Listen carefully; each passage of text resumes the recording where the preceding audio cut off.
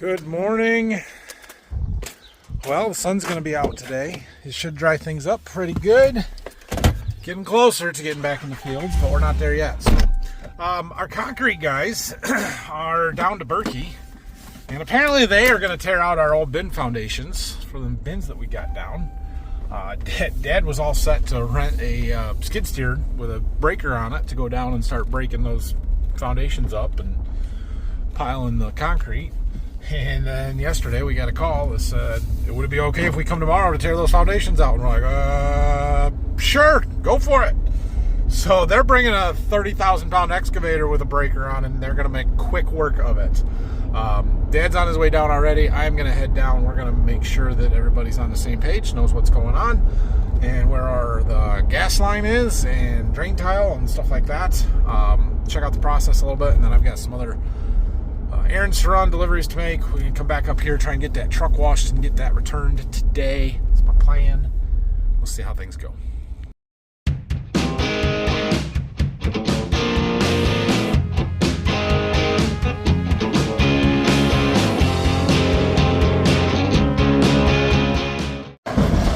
Well, this is gonna go fast here. Heck, he's got the middle one gone already. Yeah, this is gonna go real fast. Ugh. This can't be fresh stone. This has got to be the stone that was under it. Interesting. Anyway, this one here's got to come out yet too, but there's a gas line that runs from that tank right through the middle here, so we're gonna have to be a little careful, and it runs over to between those bins up to the old dryer there. Cool. They're just using the excavator and a bucket, not even getting the breaker. Anyway, there you can see what a bin pad looks like. A deep wall on the outside, real thick, and then it's just a thin floor across the center.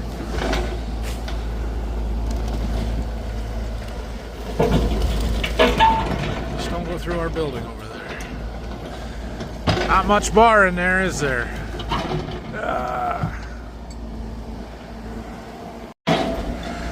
They don't need a breaker, they're just doing the lift it up and drop it method.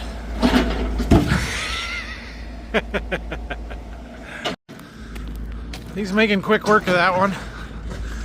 We're trying to get that hopper off of that unloading auger extension that we don't need there anymore, so that we can get that other foundation pulled off. But we need a bearing puller. I don't know if we have one here. What a deal. So we're loading this concrete up into this truck, and they're hauling it out, and they're bringing back crushed concrete. So we're going to use that for fill stone and stuff. It's a little more efficient. Well, he is getting the big one tore out here. That's thick. There's a lot of concrete in that one.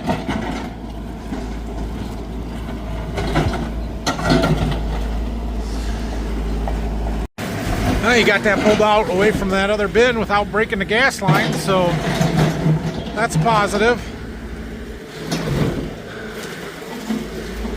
God dang, that is a huge chunk of concrete.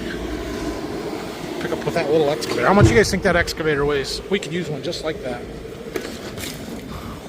Yeah, gas line was right there. Dad found it.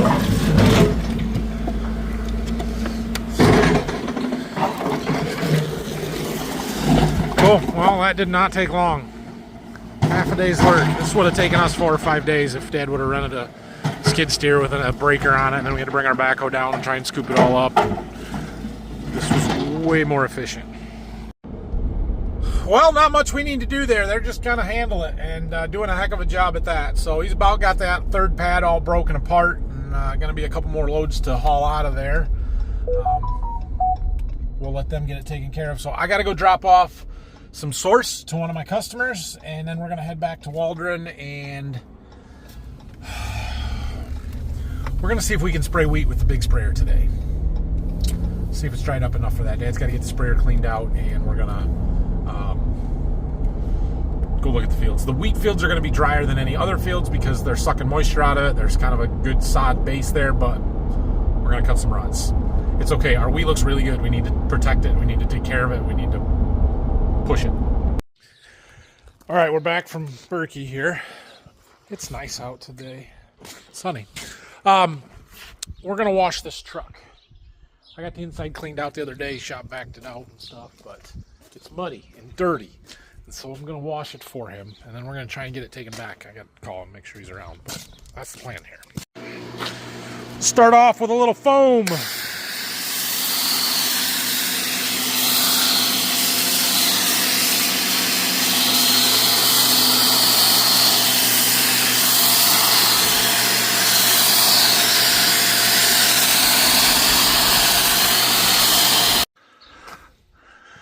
I know everything always looks good when it's wet, but it looks pretty good. More progress happening at the building here today. I'd come check it out real quick. Well, they're making progress. Sounds like steel for the outside is coming next week, and by the middle or end next week should be all done and ready to go. So that's good. We're gonna walk out here and take a look at the wheat and the ground out there.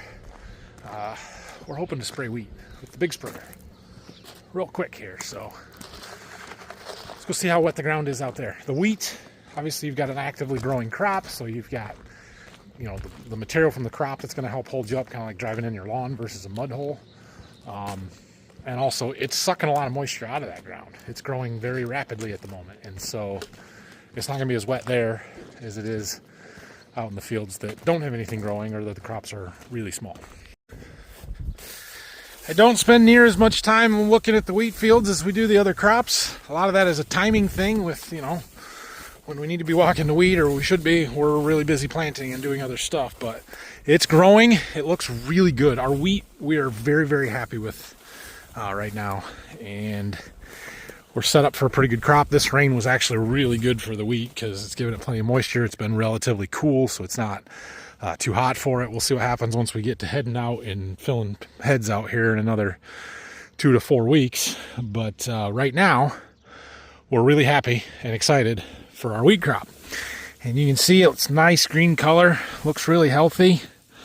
Let me pull some plants out and look at stuff a little bit. I'll try and give you a wheat lesson, which we don't do a lot of. So this is one wheat plant. You'll notice there's multiple stems here. Those are called tillers, but this is from one seed, one root crown. So let's see, we've got our main tiller right here, which would be this taller one. And then we have 1, 2, 3 other pretty good sized ones. We've got one here that I don't know if it's gonna make it. A couple other smaller ones. So I'm gonna say there's 4. There are gonna be 4 heads on this one plant that'll be harvestable. And I think this top leaf is our flag leaf. Yeah, so this leaf right here, which is the newest one that's just emerged, that's our flag leaf. That's the most important leaf on this plant, responsible for, I think I want to say like 80% of the yield. Like you lose that leaf, you're in big trouble. So that is why right now is why we want to come out here and spray a fungicide. We want to protect that leaf, keep it from getting any disease on it. And we're going to put some source out here, just try and push this wheat a little bit. That's got to go on. You want it to get on before heading. It's about time to you know, make this stuff happen here. So I'm sure that if I cut this stem apart good and carefully enough, we could find the heads starting to develop inside the stem. I don't know if I can do that real well. But overall, we're very happy with the way our wheat looks. And looking at ground conditions, it's still soft out here, but it's not sticking to my boots. It's pretty firm. I think we can spray this. I think between tonight and tomorrow, we'll get all of the wheat sprayed. Well, I tried. It's falling apart on me, but I split this one stem. There's that emerging flag leaf. And if you come way back into the center here, you can see the tip of the head right above the last joint, which was right there where that broke off. I can try and unwrap it here a little bit better. Right there. So that's kind of like when we dissect our corn plant pre-tassel. That's about like what we're doing to the wheat here. So you can see the little, what do they call those? Not sure. Kernel. They're kernels, but they're not. They're like, I'm trying to remember what the heck we call those little... Anyway, each one of those little spiky things on there can develop 2, 3, potentially 4 kernels. And the more you get, the better your wheat's going to be. So now this is not pollinated yet. That'll happen after it heads out, after the heads emerge from the top of the wheat. I would guess at this point we're about 2 weeks out from heading. Just a guess. And we will spray the wheat again with another fungicide once that happens. But we want to try and protect the flagleaf now, protect the heads from head scab and fusarium and other diseases later. Different fungicides, different purposes, different timings. All right, well, Dad's back. He's going to get the sprayer cleaned out. He's got, I think, corn herbicide in it still. We got to get that cleaned out of there before we spray the wheat. So he's going to rinse it and flush everything. Jack's here. He's working on our backhoe. We got a squeaky fan belt. So we've got a new belt, and we're going to put that on, check all the idlers and pulleys and stuff in the meantime and see if all of those are good. And I have a couple of boxes that need to get dropped off at the UPS drop-off, which is our local hardware store. One of them is the amber flasher lights that I got from Larson's that were not actually amber. They sent me the replacements for it, and I'm sure they don't care and don't want them back, but I didn't pay for them, so I figure I should send them back to them and they can do what they want with them. Plus there was one light that I broke the mount on. They sent me a replacement for free, and I'm going to send a light back to them because if they can put a new mount on it, then they can still use the light and sell it. So doing that, and then I got another box to send out to Kentucky. And we'll come back and see what we can do to help Dad spray. And I've got boys' baseball game tonight, so we should go look at some crops too. Always stuff to do. Even when it's not busy, it's busy. Loading up the sprayer here. We're getting our first batch done, right up for 60 acres. That's getting the rest of the water in. I'll talk about what we're putting on. First thing we're putting in is this Aquila XL. This is a generic fungicide. It's an azoxystrobin and propiconazole. The azoxystrobin is Quadris, the name brand of it. And that is a preventative fungicide. It prevents the plant from getting any disease. Propiconazole, that's a triazole fungicide, and its trade name would be Tilt. Combined, their trade name is Quilt XL, or generic Aquila XL. And the propiconazole is a curative fungicide. Any disease that is already out there, it will stop and can keep it from spreading onto new leaf tissue. That's why we use this. This is old chemistry. It's not anything new, and it's very reasonably priced, which is why we're using it now.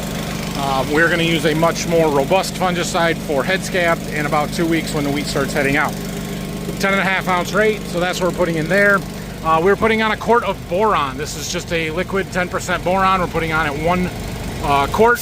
We have found really good results from using a liquid boron in season in our crops, specifically just pre to the reproductive stages. It really helps add grain quality, test weight, pack the starches into those kernels. So we're doing that. The other thing we are using is our Source XC. This is the one for wheat. It is a co-pack, 2 parts with Source XC-A and Source XC-B. The B is the it's a maltolactone, 5.3%, and the A is a flavanol. Anyway, they combine together on our wheat. I think we've seen really good results from using this, so I think we're ready to go. I'm going to jump in with Dad on this first one. He's just going out here behind the barn, so. Don't even need the guidance. Nope. Well, round 1 went pretty well.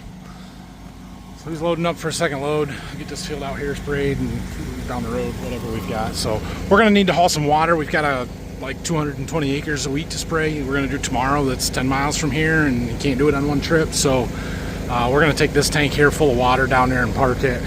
We'll have to make another trip or 2 tomorrow because our semi-tender is down to Berkey with corn starter on it. We were supposed to have it empty by now. Didn't happen. It rained. Okay, change of plans. Maybe, I don't know if I told you the plan so that it's changed or if I never actually told you the plan. Anyway, I want to take that water tank to where we're going to spray tomorrow, but I'm sort of running out of time. Boy's got a baseball game here in a little bit, and by the time I would get that hooked up, loaded there at a 25 miles an hour pace into the game, I'll probably be late. So I'm going to avoid that. We're going to chase Dad, which makes this last a little bit here. So we're spraying a fungicide, not a herbicide, not something that we're super concerned about drift on. And so we're using our twin jets, so it's a little bit finer mist, trying to get really good coverage on the plants. You can see his outside boom is off. That's because he's already covered that part. Anyway, he's done there. Oh, wrong way. There we go. And we're gonna go check out our corn here real quick. I wanted to look at this end because I had setting wrong when I started the first little bit here, and we only planted it at about 18,000 instead of 30-some thousand. So the plants are way far apart. This is where we're gonna come find our farriers later this spring or summer. You know, the stuff that's, you gotta find super big ears because there's so much room between the plants. There and there. There's supposed to be one there, but it thought we had soybean plates in when we had corn plates in, so they weren't turning fast enough. But I noticed it by the time we got to right here. Right here? Yeah. Now they're much closer together and like they're supposed to be. And it looks pretty good.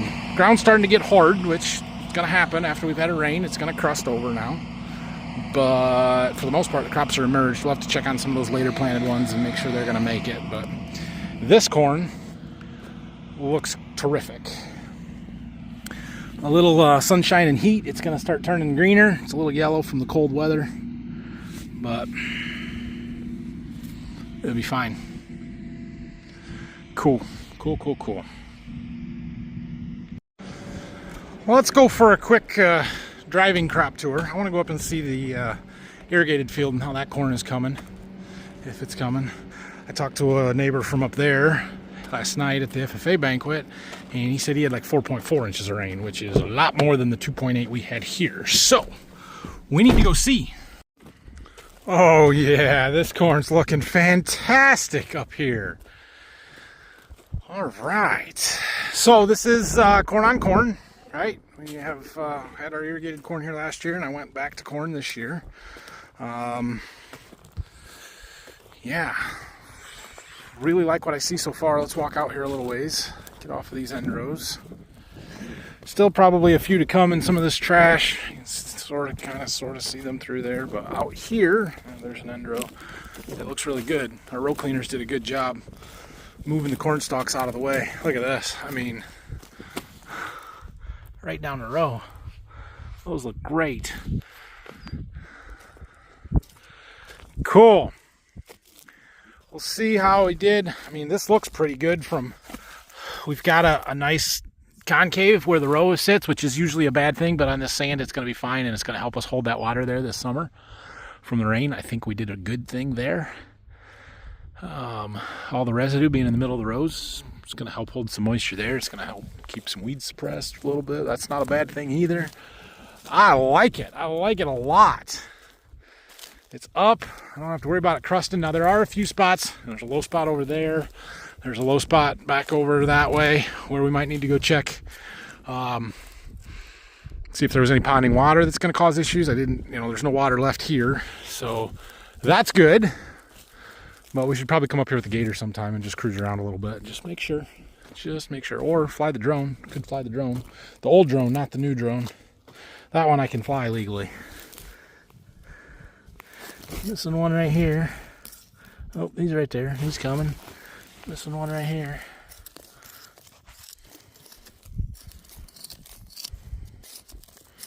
That one may be a legit skip. Or a non-germinated seed. No plant there. That's okay. They'll be fine. This is planted fairly heavy. 34 to 38,000 on the variable. This up here I think was in the 36 range, so they look good. We'll keep evaluating as things keep growing. We'll come out and do some stand counts at some point. And within 2 weeks, we'll be up here side dressing, I suppose. Yeah, it's going to go quick. Once we get done planting, we're going to hook the anhydrous bar up and get right after it. Did I leave off in the irrigated field? I think that's where we left off. Anyway, I went to the boys' baseball game. Got the W tonight, didn't you, Grayson? Yeah.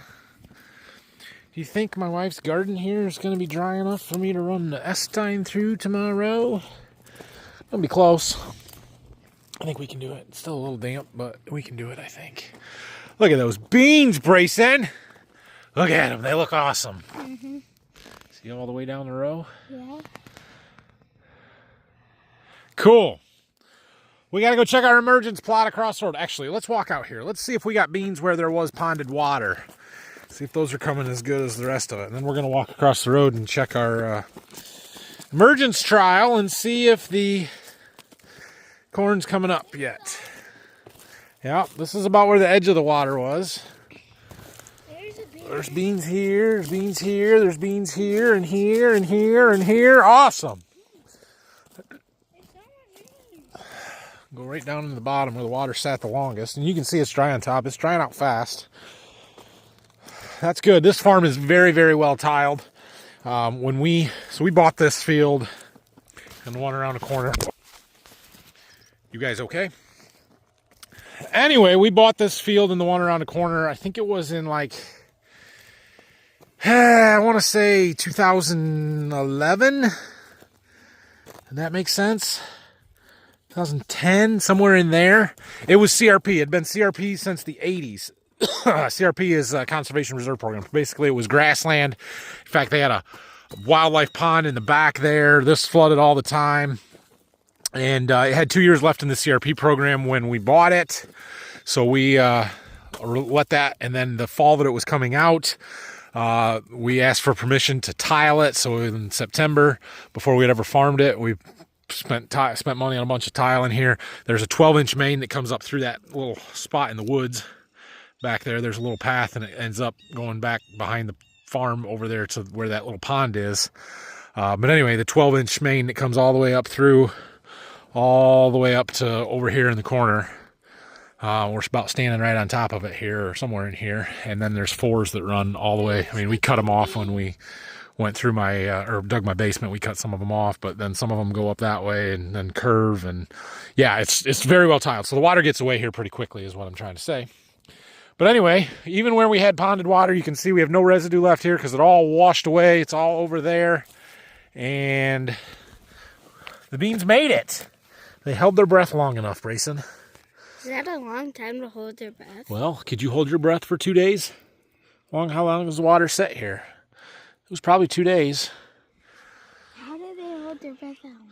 Well, because beans, especially when they're still underground and they haven't come up yet, they don't have to breathe quite as much as you and I do. Yeah, these are going to make it. This is good, and that's a good thing because I kind of got a trial in here. Well, I guess the red flags are over that way a little ways, but some of the ones that were underwater are part of that plot. All right, let's go check our corn, Brayson. Look, we don't have to walk clear around today. It's drying out. We're getting closer. Somebody's off to the races here.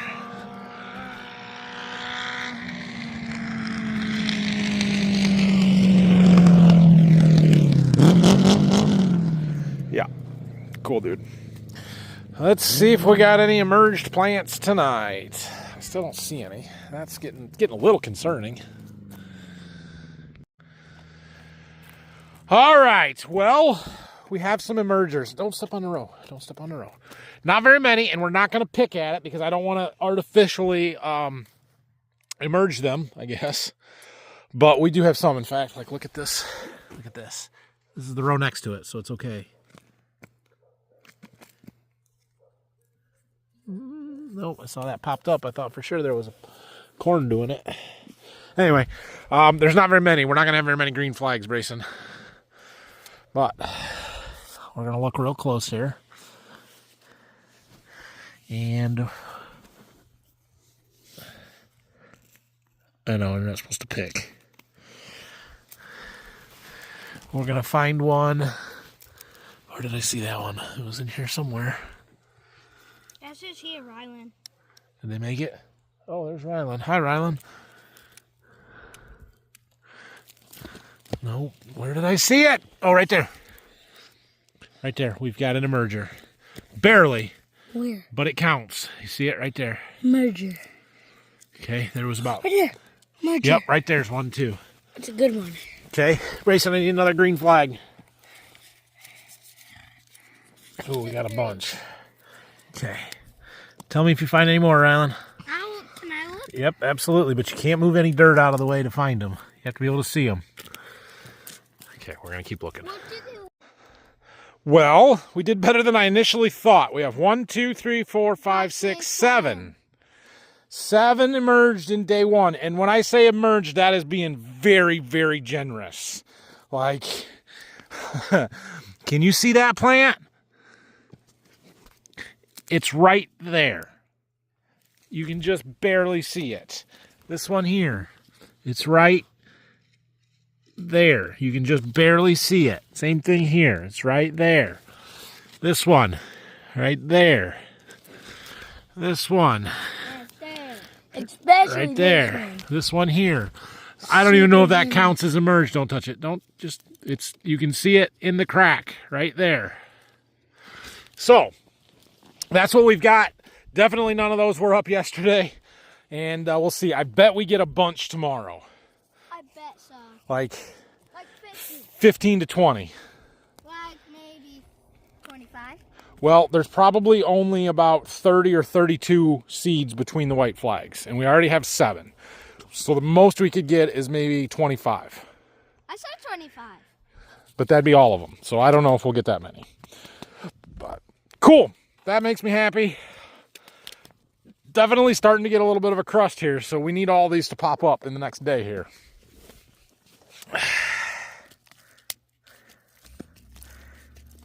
Yeah, right there. They're right there.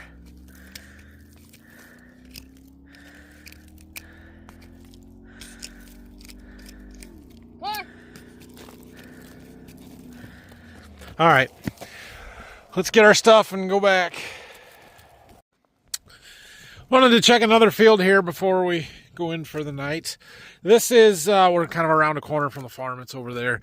This is the first field that Phil planted with the bean planter in 15-inch rows. So planted the same day as the plot around my house and the field that I did with the 30-inch rows and the corn planter, but this is 15s, and they're here. I can get off of this yellow clay crappy spot right here and out into some of the halfway decent dirt, and we'll take a look at what we got. Okay, now the first thing you'll notice is that they are not nearly as close together, but you got to remember we've got twice as many rows, so the beans are all spaced a little bit farther apart. They're coming. We've got some more emergers coming. Right here's one. It doesn't look super healthy, but he'll be fine. There's another one coming. We are getting a crust, but that breaks apart pretty easy. It's not super thick. Crumbles in my hand. I think they'll push through that okay.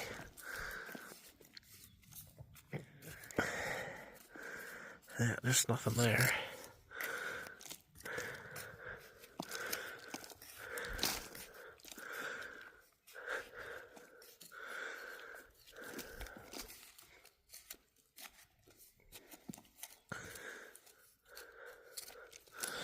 Well, I think most of them that are coming are really close.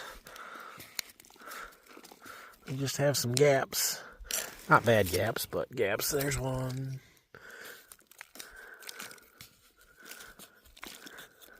There's some.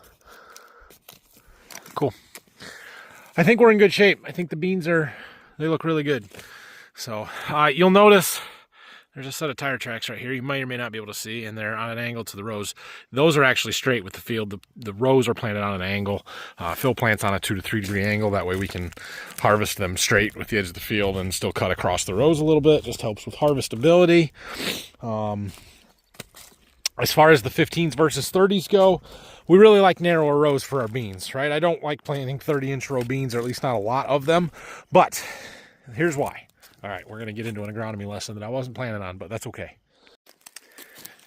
Soybeans particularly, but all crops, but especially soybeans for us, they're essentially solar panels, right? They are just a solar factory out here, and they need to soak up as much sunlight as physically possible in order to grow the most beans, to do the most photosynthesis, to create the most sugars, in order to feed the plant, in order to flower, in order to pack those pods full of soybeans, right? That's the goal. Soybeans. Produce as many soybeans as possible. In order to do that, we need to capture as much sunlight as possible. So, by planting 15-inch rows instead of 30-inch rows, we canopy quicker. We're going to close these rows in faster and capture more sunlight, have less sunlight hitting the ground, hitting the dirt. And so that helps that solar factory really ramp up production quicker. The other benefit to it is that it shades the ground quicker. And when you shade the ground, you starve other plants, aka weeds in competition, from sunlight so that they cannot grow as well. So it helps with our weed control. So why do I do 30-inch rows? Well, there's another factor in how much sunlight you can capture, right? Time. And we planted early. We planted some like the 22nd of March, or of April, I think it was. But that's why I like doing these March planted beans, because it gives me more time. And the quicker we can get to canopy, the more sunlight we are going to absorb. The ideal would be to be canopied and flowering before June 21st. Why June 21st? Well, that's the summer solstice. That's the longest day of the year. We get the most sunlight. So the more sunlight that we can capture, particularly early in the season, when the days are super long compared to September, when the days start getting pretty short, the better off our beans are going to be. That's why we plant early, and that's why we typically plant narrow rows for the most part. Now, I did some 30-inch rows because we planted them early. We've got time on our side. So we'll see. I don't think that the penalty for going to wider rows is nearly as much if you can get them planted early as it is, you know, if we're planting now or later, or especially into June. I would never consider planting 30-inch rows in June. Even after the 10th to the 15th of May, it's kind of a no-go for me. So that's why we really like our 15-inch rows, but I'm willing to try it and do some 30-inch rows on a few acres. Now, the reason that I did them this year was twofold. One, I love doing my plot on 30-inch rows, not because it's an agronomically sound practice that you should be trying to replicate, but because it's so much easier to, one, plant the plot, two, harvest the plot, three, walk the plot, look at things, get out in them throughout the growing season. 15-inch rows are terrible to try and walk down once you get to the middle of July on. They're just a thick, tangled mess, which is great for bean production, not so great for walking and checking fields. Number two on why we do some 30-inch rows, I was doing a trial on the major field, like the 80-acre field that we planted. I'm doing a side-by-side trial. It's not impossible for me to track the data from the bean planter. It's easier for me to track it with the corn planter when I can control it, when I'm the one doing it. So that was a big factor in why we did that. And part of that, and I'm going to say number three, is because that field in particular has a history of white mold. Well, what do we know about white mold? White mold is a disease that attacks soybeans when they're flowering. And it does that when you have the right environmental conditions and you have the inoculum present and you have a host crop, which we have a host crop of soybeans. The disease is present because it lives in the soil, and eventually it will produce these little, almost like a little mushroom that poofs the spores up into the air, and those spores then infect soybean flowers, but only if the environmental conditions are right, which is damp, moist conditions. Well, how do you get damp, moist conditions in soybeans? You plant them narrow rows close together where they don't get very much airflow. You get that thick, tangled mess, and things don't dry out. By going to wider rows in 30s, we get more airflow down the row. It helps dry it out. It should help us to prevent some of that white mold. And so that's a big reason why I did those 30s in the field that we did. It was early, so I felt like I could get away with it, and it's going to help my disease control and preventing that white mold. May not stop it, but between that and the heads up and the lower populations, again, for more better airflow, easier to dry that canopy out, that's what we're trying to do. Well, we are done with our day 1 flags. We're going to get the day 2 flags out, and we'll go check it again tomorrow. So, thanks for watching. I don't know if we're making a video tomorrow or not. Dad is going to spray wheat. I'm going to tender to him, and then I'm probably going to be working around my house a lot. Hopefully, we can get some ground worked up for my wife's pumpkins. Hopefully, we can do some stuff around the lawn and just clean up kind of stuff. But if something super exciting is happening, I will be sure and film it. Yeah. May or may not get a video tomorrow. That's what I'm trying to tell you. So, but thanks for watching this one. Hope you have a great night. If you have any questions or comments, make sure you leave them down below and let me know. Yeah, if you have questions or comments. Like and subscribe. That's what I'm trying to tell you to do. Like the video, subscribe to the channel. We'll see you guys. Oh, hold up. Happy Mother's Day. Happy Mother's Day to all of the 4 mothers maybe that watch this video, especially to my wife, to my mother, and to my mother-in-law. Happy Mother's Day. Have a great weekend, everybody. We'll see you next week.